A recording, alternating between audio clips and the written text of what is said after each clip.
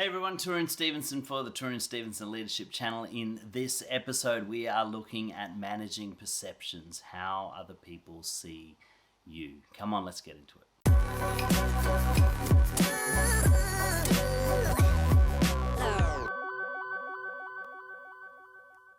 Okay, in this episode, we're looking at managing perceptions, and I think more rightly, we're probably looking at the statement that perception is reality. What that means is that the way people observe you and what they see of you will create a perceived reality in their head. Now, it may not be the truth, but what they see is what they believe, and that may affect the way they relate to you, whether they trust you, whether they believe something about you that's not true.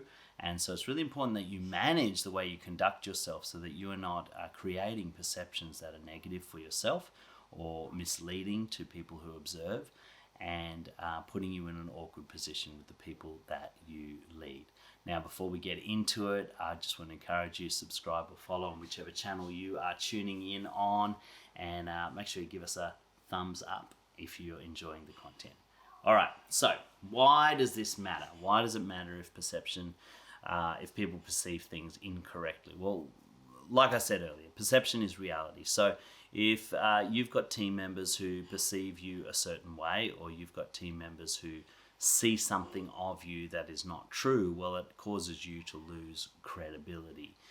It causes you to lose trust and influence with those team members. And so you've got to be quite vigilant about how you manage perceptions so that people are not getting the incorrect or wrong assumption or understanding of who you are and what you do. Let me give you an example. If you are in the habit of having meetings over lunch, okay, that's not uncommon, but you've never told anybody that that's what you do, okay, and all they do is they see you go to lunch every day and you go out for a couple of hours and then you come back to the office.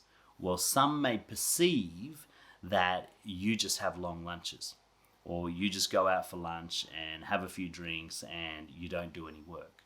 Now, the reality may be that you go out to meet people, you go out to meet clients, you go out to discuss, negotiate contracts, but the perception is that you don't do anything.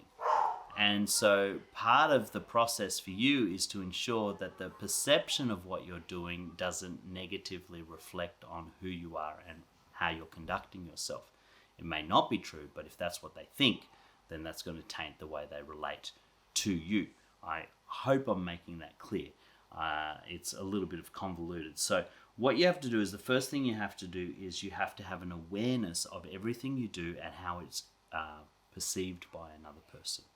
So if, for example, I do a lot of work on my phone.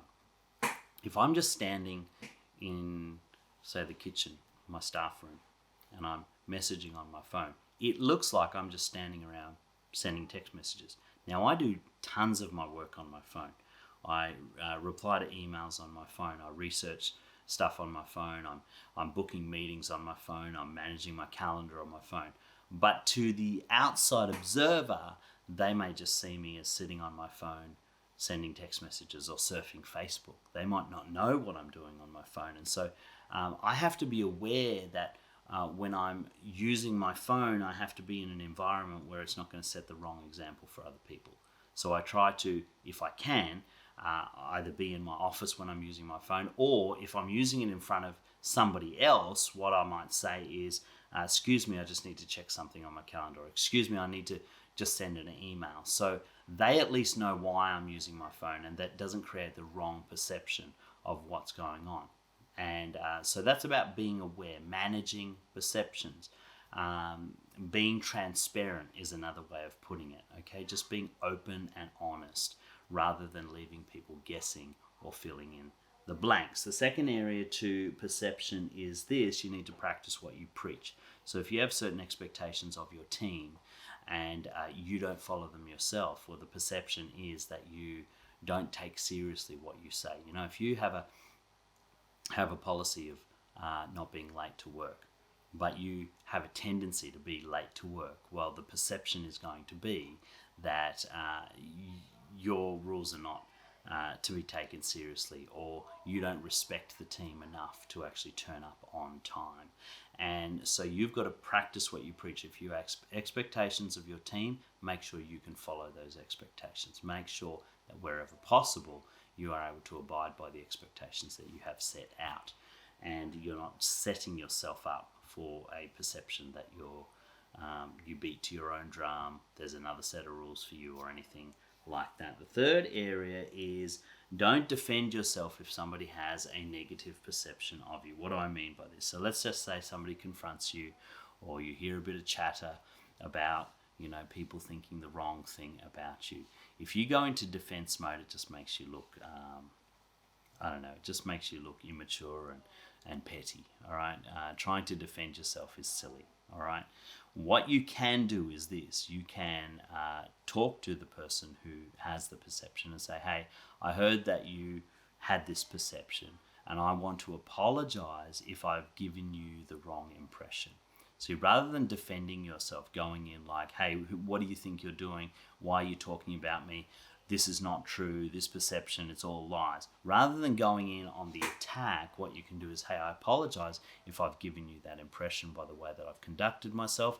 I just wanted to explain what's happening, just so that you have the full story, and leave it at that.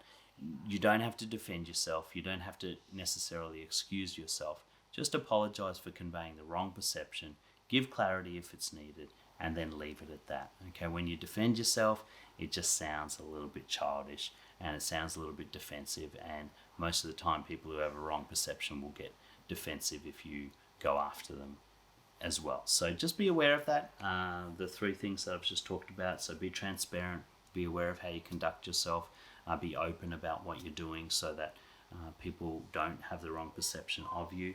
Also, practice what you preach. If you've got a set of expectations, you've got a set of rules, make sure you abide by them, you follow them, so the perception is not that there's two sets of rules, one for them, one for you.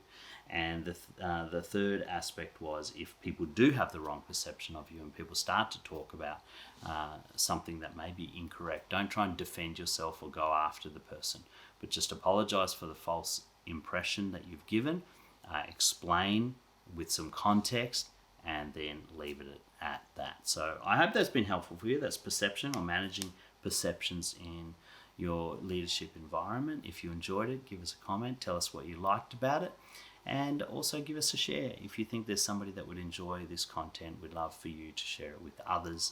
And if you're on podcast, please consider giving us a review on iTunes or Stitcher, and let us know how we're doing, and then the algorithm will be able to share this with more people who need to hear it. Until next time, I'm Tarun for the Tarun Stevenson Leadership Channel.